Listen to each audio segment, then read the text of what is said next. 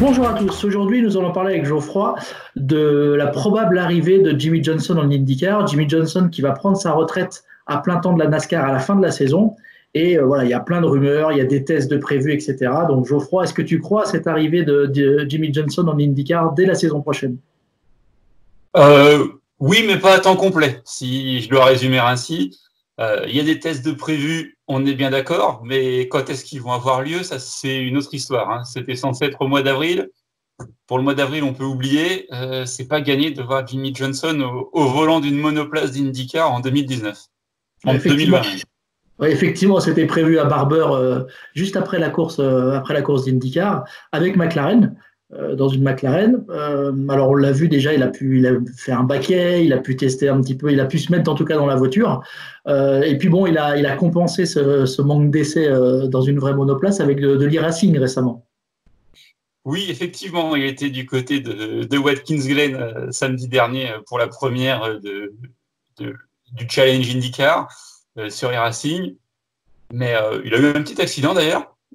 Et voilà, après, en réel, ça va être compliqué pour l'instant. J'y crois pas. Et sur du très long terme, non, il va quand même avoir 45 ans le 17 septembre prochain, Jimmy Johnson. Alors certes, une reconversion est possible, mais honnêtement, à temps plein, j'y crois pas. Quelques routiers et peut-être Indianapolis pour s'essayer à Indianapolis et avoir une participation aux 500 miles comme d'autres pilotes de NASCAR ont pu le faire avant lui.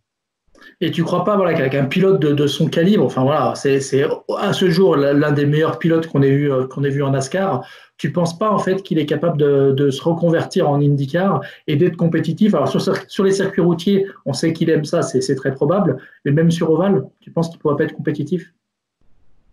Je pense que si, mais il faut pas oublier qu'il a une famille maintenant et je pense qu'il va avoir d'autres intérêts et d'autres occupations que d'aller rouler, même si on le sait, qui dit IndyCar dit quand même calendrier assez light avec 17 courses réparties sur 6 mois, 6 mois et demi, donc c'est beaucoup plus light que de la NASCAR. Mais je pense que si Johnson coupe de la NASCAR, c'est pas pour se rengager à temps plein en IndyCar. D'autant plus qu'il a dit aussi qu'il voulait faire de l'IMSA, potentiellement quelques courses. On l'a déjà vu aux 24 heures Daytona. Donc, sûrement, voilà, il va sûrement à la fois faire un peu d'IndyCar, les 500 miles, comme tu dis, les épreuves routières, de l'IMSA, les courses un petit peu phares de l'IMSA. Et ça a de quoi préparer une pré-retraite. Oui, et puis après, on peut peut-être espérer le voir sur des grandes courses IMSA. Tu as dit les Rolex 24, peut-être que il voudra aussi, en fonction de comment ça s'organise, aller du côté du Mans, hein.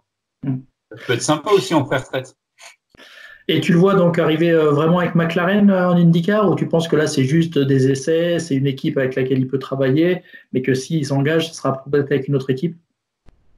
Faut pas oublier que Jimmy Johnson en NASCAR est badgé Chevrolet. Donc pour moi, si ça se fait, c'est dans une écurie Chevrolet.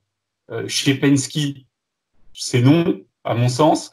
Oui, chez McLaren, ça paraît être le plus logique pour l'instant. C'est une grosse écurie de chez Chevrolet, donc, donc à voir. Mais pour moi, oui, Johnson, ça pourrait être que chez McLaren pour l'instant. D'accord. Et donc, s'il arrive en 2020, tu imagines un résultat aux 500 miles d'Indianapolis ou sur une course routière peut-être? Faudrait déjà qu'il se qualifie aux 500 miles d'Indianapolis, hein, Ah, pour et moi, il a puis, plus de chances qu'Alonso. Il a plus de chances qu'Alonso de réussir. Alonso s'était qualifié la première année, il avait fait une belle course jusqu'à ce que son moteur Honda le trahisse, je crois. Hmm. Donc, et puis en 2020 aux 500 miles, non, parce que même si les 500 miles ont été reportés au mois d'août, priorité à la NASCAR. Même si on ne sait pas encore comment va s'agencer la saison 2020, ni en IndyCar, ni en NASCAR, avec tout ce qui se passe. Non, 2020, on peut oublier. 2021, ça paraît déjà un horizon un peu plus acceptable pour Johnson.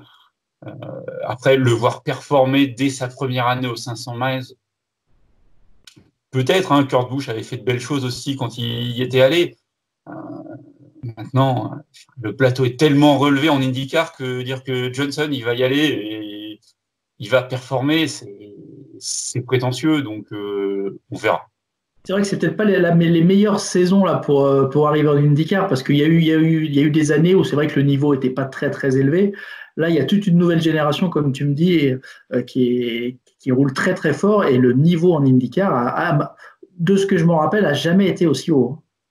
Ça, oui, ça fait très longtemps qu'on n'avait pas eu un plateau aussi relevé et avec, je ne vais pas dire qu'on a entre 15 et 20 pilotes qui peuvent jouer la gagne chaque semaine en IndyCar, enfin, à chaque course, mais pas loin, puisque enfin, que ce soit sur ovale ou que ce soit sur circuit routier ou urbain, de nombreux pilotes sont compétitifs et ceux dont les monoplaces sont en deçà peuvent tenter des coups de manière stratégique. Le premier qui me vient en tête, c'est Sébastien Bourdet avec la Delcoin ces dernières années, qui jouait régulièrement devant avec des stratégies souvent exceptionnelles chez Delcoin. Et donc, si on revient, bon, pour conclure avec Jimmy Johnson, on a quand même une chance de le voir peut-être en IndyCar dès cette année avec le double qu'il pourrait faire à Indianapolis, sur le routier cette fois. Oui, il y a le routier d'Indianapolis maintenant qui va vouloir préparer une monoplace pour Johnson, peut-être peut-être pas Andretti, mais peut-être McLaren. On va bien voir comment ça évolue. Ce sera début juillet du côté d'Indianapolis. Ce sera le 4 juillet d'ailleurs en IndyCar, le samedi 4 juillet. Donc en même temps que la Xfinity d'ailleurs. Et lui, il a déjà prévenu qu'il aimerait bien rouler au moins avec le Pescar.